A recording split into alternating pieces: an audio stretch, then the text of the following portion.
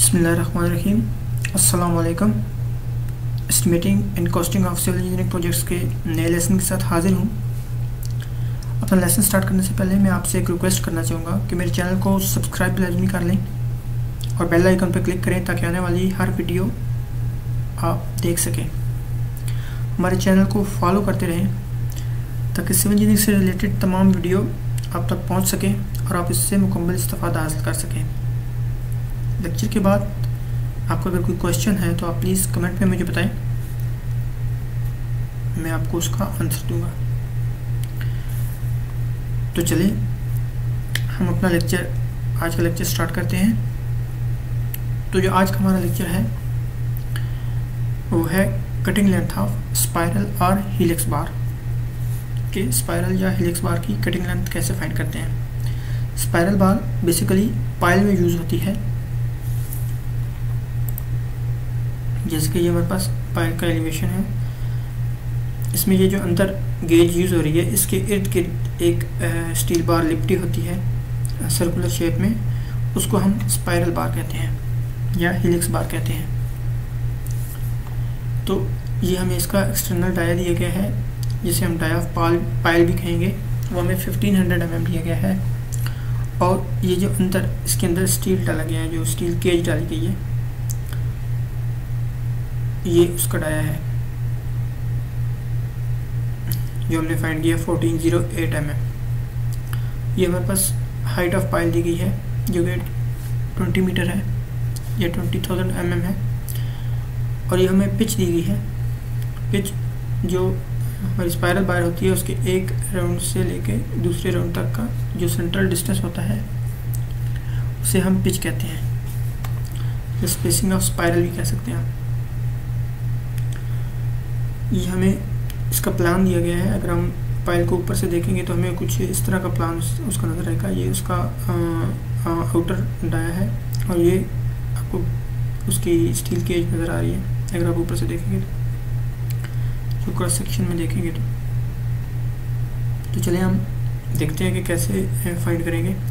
सबसे पहले हमें डाया ऑफ पाइल दिया गया है जो कि 1500 mm है। लेंथ ऑफ पाइल हमें दी गई है 20,000 mm या हाइट ऑफ पाइल कह सकते हैं। पिच ऑफ स्पाइरल या स्पेसिंग ऑफ स्पाइरल हमें दी गई है 100 mm जो ये हमें दी गई है। उसके बाद dia of spiral bar, dia जो स्पाइरल बार में जो स्टील यूज़ हो रहा है उसका डाया हमें दिया गया है 12 mm। और कंक्रीट कवर या क्लियर कवर हमें दिया गया है 40 mm। अब एक बात याद रखें कि कवर दो तरह का होता है, एक होता है कंक्रीट कवर और एक होता है क्लियर कवर।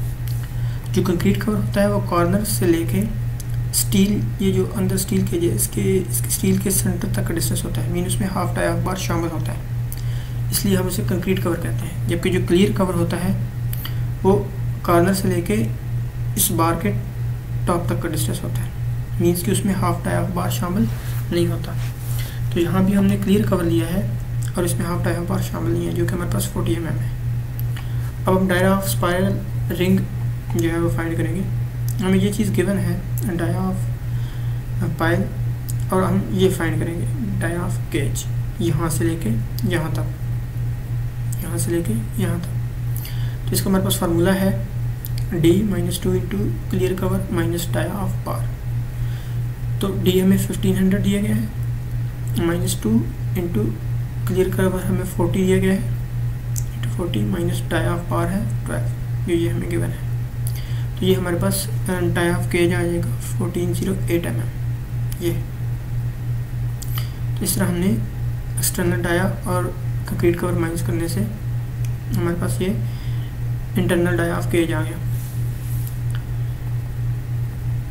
अब हम लेंथ ऑफ स्पाइरल या हीलिक्स बार फाइंड करेंगे। इसके लिए हमारे पास फार्मूला होता है लेंथ ऑफ हीलिक्स बार या spiral bar which is equal to n c² + p² square root. ये हमारे पास इसकी लेंथ फाइंड करने का फार्मूला है। हमारे पास p तो मौजूद है जो कि हमें गिवन है 100 mm, लेकिन हमारे पास c और n नहीं है। तो सबसे पहले हम n और c फाइंड करेंगे। तो n जो है वो हमारे पास नंबर ऑफ पिच है, नंबर ऑफ पिचेस। ये जितने इसके राउंड्स हैं वो नंबर ऑफ पिचेस, ये जो एक है ये एक पिच है, फिर ये ऊपर के राउंड तक का डिस्टेंस दूसरी पिच, ये टोटल जो कॉलम में यूज़ हो रही हैं ये नंबर ऑफ पिचेस है। तो इसको फाइंड करने का हमारे पास फार्मूला है n which is equal to h/p+1।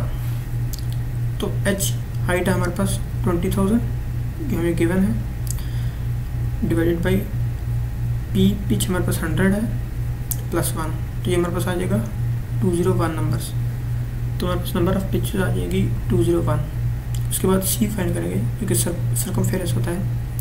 Circumference का हमारे पास फार्मूला है πd, जो ये टोटल लेंथ होती है, इसको हम सर्कमफेरेंस कहते हैं। तो इसका हमारे पास फार्मूला है πd। तो पाई की वैल्यू हमारे पास 3.14 इंटू डी जो है वो हमारे पास डाया केज है, क्योंकि ये अंदर वाले रिंग की हम फाइंड करें तो अंदर वाला ही डाया भी लेंगे, ये वाला। तो ये हमारे पास 1408। तो इसको सिंप्लीफाई करेंगे तो ये हमारे पास आ जाएगा 4423.94 मिलीमीटर। अब हमारे पास सी भी आ गया है और एन भी आ गया है और पी हमारे पास पहले से मौजूद था, लिहाजा अब हम इस फार्मूला को यूज़ कर सकते हैं। तो एन हमारे पास हो गया 201 जो हमने ये फाइंड किया है, सी स्क्वायर सर्कमफेरेंस हमने ये फाइंड किया है 4423.94 प्लस 100 पिच हमें ये दी गई है। तो ये वैल्यूज़ हम फार्मूला में पुट कर लेंगे। तो इसको जब सिंप्लीफाई करेंगे तो ये हमारे पास आ जाएगा 889438.28 mm। इसको मीटर में कन्वर्ट करने के लिए डिवाइड 1000 कर देंगे, ये हमारे पास 889.44 मीटर आ जाएगा। ये हमारे पास total cut length of spiral bar आ जाएगी। ये था हमारा आज का लेक्चर। आपको लेक्चर से रिलेटेड कोई भी क्वेश्चन हो तो प्लीज़ कमेंट्स में ज़रूर बताएं। हमारी वीडियो को लाइक करें, शेयर भी करें ताकि दूसरे लोग भी इससे इस्तेफादा हासिल कर सकें। इस वीडियो के डिस्क्रिप्शन में इसकी एक्सेल फाइल भी मौजूद है, आप उसे डाउनलोड कर सकते हैं। और ये जो रेड वैल्यूज़ हैं आप इनको अपनी मर्ज़ी से चेंज भी कर सकते हैं। तो उस स्प्रेडशीट में आपकी ऑटोमेटिकली जो आंसर है या जो लेंथ है वो ऑटोमेटिकली चेंज हो जाएगी। तो आए एक नज़र उस एक्सेल फाइल पे डालते हैं। ये हमारे पास एक्सेल फाइल है, इसमें ये जो रेड कलर वैल्यूज़ हैं ये हमारे पास गिवन वैल्यूज़ हैं, आप इनको चेंज कर सकते हैं। फॉर एग्जांपल ये डाया हमारे पास 1500 है, आप इसे 1400 करेंगे तो आप देखेंगे कि उसकी सारी वैल्यूज़ चेंज हो जाएंगी ऑटोमेटिकली। ये इसकी लेंथ भी चेंज होगी, ये ऑटोमेटिकली चेंज होगी। अब डाया बार रेडर 12 है, आप इसे 14 कर दें तो इसकी सारी वैल्यूज़ चेंज हो जाएंगी। आपने याद रखना है कि सिर्फ रेड कलर सेल्स ही इनपुट सेल्स हैं, इनमें ही आप वैल्यू चेंज कर सकते हैं, दूसरा आप कहीं पे भी चेंजिंग नहीं कर सकते। आप इस फाइल को डाउनलोड कर लें और इसे अपनी मर्ज़ी के हिसाब से चेंजिंग कर सकते हैं। और वीडियो से रिलेटेड कोई भी क्वेश्चन हो तो मुझे कमेंट्स में लाजमी बताएं।